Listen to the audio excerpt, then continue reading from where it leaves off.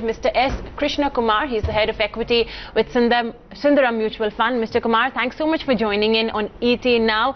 Do you agree with Mr. Jhunjhunwala, to make money in India, you must always have to be a bull?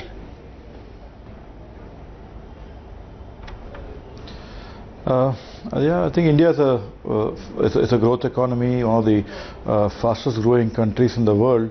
So you need to remain positive. You need to be invested over years so that you don't miss out the upcycle. You will have periods of low returns or no returns, but being invested over a period of time definitely is going to help an average investor being in India. Right. Krishna, what do you expect in terms of market volatility given the event risks in the elections into 2019? See, I think a lot of the global macros eased off in the last 1 month. The domestic elections are also behind us, and there's been a bit of a hope trade that has started at this point in time. The fact that BJP did have a good vote share, quite equivalent to the Congress in those states, means that the government can, push on growth and address certain issues that have been plaguing the rural parts of India. That would basically, be the strategy going forward to some kind of a fiscal stimulus that can come through in terms of GST cuts on various consumer, goods, etc. And also reduction of peak rates, and also accompanied by the change in the RBI. I think you have a more conducive work environment. So many of the outstanding issues which have been confronting the markets and monetary policy between the government and the RBI will be resolved. So we do see the markets do expect a resolution of the PCA framework, resolution of some of the power stress assets that have been daunting in the last 2 years, and also some amount of guidance in terms of what one can expect from freeing up of reserves from RBI moving into the government, some kind of framework there. So all these things were some of the overhangs that were there on policy making for some time. So there is a hope that all these will get resolved in the next 3 months, and that's the hope trade that's going on. We do believe that while we remain positive on a long term, in the near term, I think we will be guided by both local and global events as we have been in the past, and the calendar is definitely full in terms of what can go wrong on the global trade wars, etc., and also in terms of pressure in terms of the local events that can unfold from a policy perspective and the fiscal deterioration. So these will keep the markets volatile. So the range in the markets probably has shifted up, but we do believe that markets could consolidate around these levels in the run up to the elections, with the volatility being the key. Okay. Mr. Krishna Kumar, do you believe that the worst in the banks is over? I mean, many have said that banks have already accounted for most of the NPA, slippages are going to reduce going forward, and then you have the entire softening in the PCA norms that is expected by the RBI governor. So do you believe, and of course, not to mention, many on the street as well believe that from now on, profitability should improve in banks. In fact, those banks will be the key contributors to the growth that we are expecting going forward on in the earnings, whether it's in the third or the fourth quarter. Do you believe that will be the case? Yeah, answering the last part, if you do look at the broad Nifty earnings into FY19, 2021, the delta that we are seeing, nearly half of this earnings growth contribution for the Nifty is going to come from corporate banks. So that's definitely on the cards, and the predominant reason for that is the fact that most of the stress assets have been recognized, and the coverage ratios also improved significantly. with the resolution process going on, and the power sector also stress also could be kind of resolved in the next 6 months, we will see that incremental provisioning is going to taper off from FY20. So this means that the profit numbers could be better, and also the fact that credit growth is about 15% in system means that after a long time we will have the banks even growing top line quite aggressively, and all that will also bring in a lot of operating leverage into the banks.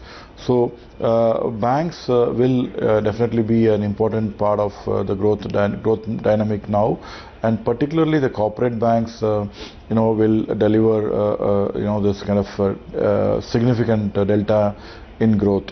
The retail banks definitely continue to be doing well, and have been one of the big winners in the markets in the last 10 years. We do believe that with the kind of easing that you're seeing in the rates, etc., the NBFCs also bounced back into the market in terms of better cost of funding, etc., on the wholesale side. So I think it's an even keel in terms of private retail banks vis-a-vis NBFCs. I think both of them will continue to coexist and grow in terms of their own respective spaces and the competitive advantages that they have. So I think the financials as a space is expected to definitely do quite well over the next 2 to 3 years. Okay. Krishna, give us a sense on how you would look at the export-oriented themes. The currency has, I think, found its base between 71, 72, or so it seems, unless I speak too soon. But what's the call really on IT and pharma? I think our view on global growth is that it could be a little softer into the next couple of years than where it is today. Eurozone growth also been downgraded by about 10 basis points yesterday by ECB to about 1.8, 1.9%. US definitely will move from a 3% plus growth to a 2.5% growth in CY19 and CY20. So with these as a backdrop, we do still believe that these are very healthy growth numbers on the macro front, and corporates in these countries definitely are doing well and have significant cash flows to reinvest into the business. So IT spend in terms of expanding marketplace, in terms of improving profitability and reach, would definitely continue to be quite healthy. So we remain positive on the IT space at this point in time.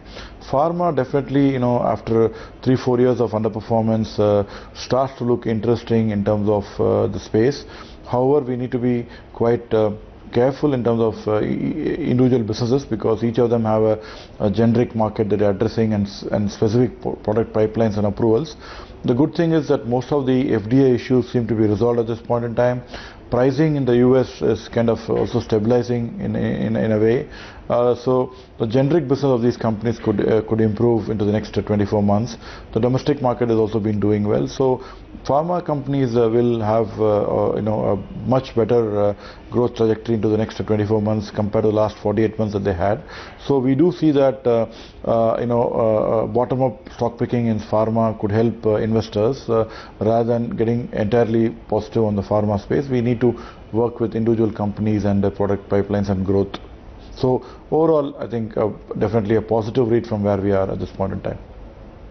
Okay, Mr. Kumar, you were speaking about US FDA issues weaning for pharma names, and here's an ET Now exclusive flashing on the bottom of your screens with respect to Lupin. We're just going to get in my colleague as well, Vivek Iyer, to help us understand all those observations. But yeah, 14 observations for the Mandideep facility, and ET Now has access to the pages of the Form 483. Before I get into each individual one, I just wanted to very quickly flag it off. The stock price is at the day's low, down 0.7%. Okay, so Mr. Kumar, while it may be abating for most of the pharma sector, doesn't look like it's abating for Lupin's Mandideep facility, at least. Okay, let's talk about autos. We have these auto stocks that have posted quite a dream run in 2016 and 2017. Sale numbers were very strong. Maruti crossed 10,000 rupees. But now in the last 3 months, they have got into the slow lane. And how?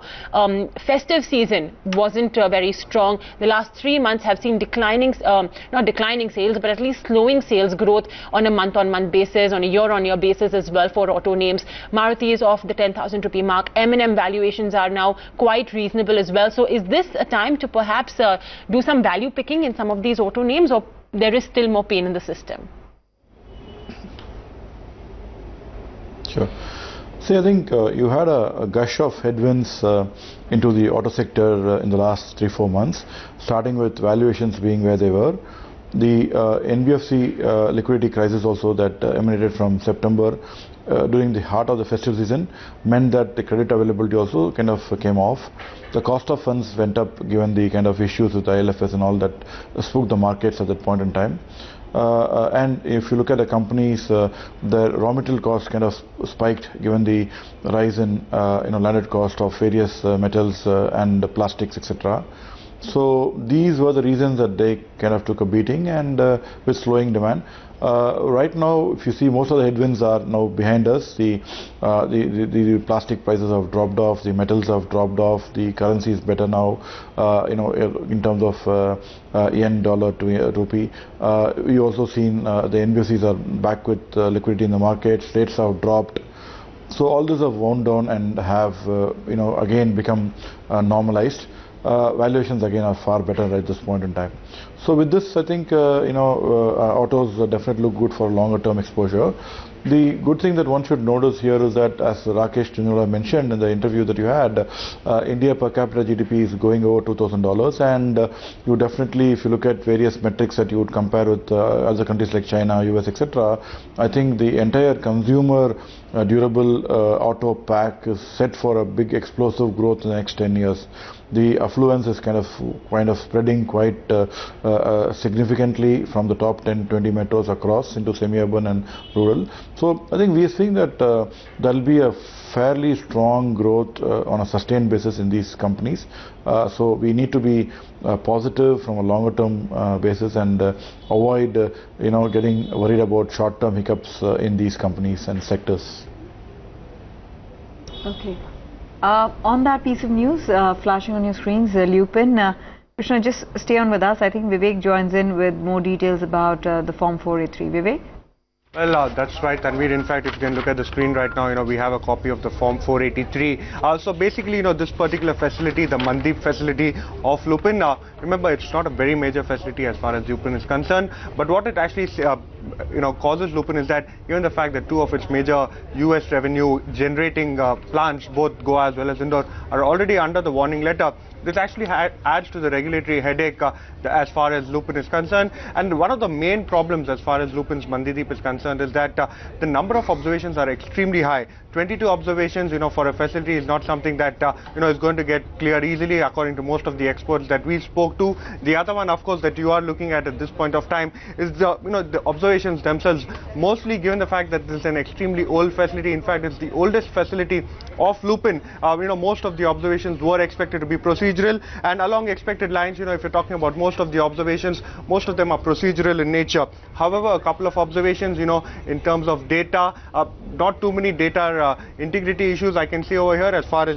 all 10 for the first facility and all 8 for the second are concerned. But there are 2 to 3 data integrity or slightly tricky observations that if you're looking at the Form 483, you're going to be quite concerned about. The Form 483 itself is quite big. In fact, it's a 25-page document, one of the largest Form 483s that I've seen. So as far as Lupin is concerned, even though this particular facility does not garner too much revenue from the USA, the one thing that will concern the management is the fact that now 3 of their facilities are under the regulatory problems, and most likely it's either going to be an OAI or at least a VAI as far as Mandeep is concerned.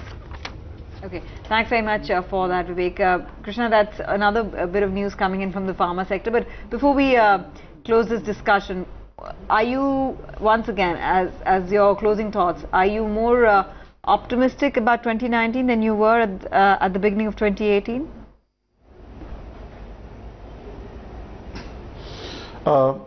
I think we definitely are looking at the markets quite positively in 2019, given that we'll be, into a fairly strong growth phase of the Indian economy. We are an upswing across the board, and the investment cycle is kind of recovering at this point in time. We also have good low rates that are going to help us, and we will be past the election uncertainty by May, June. So that basically provides, again opens up a window of wealth creation for investors with lesser volatility and more strong growth. Okay, Mr. Kumar, on that note, thank you for joining in, giving us your own outlook on 2019 and of course individual sectors, banking names, pharma, IT, a whole host of other sectors as well that we've discussed with Mr. Kumar right here on ET Now.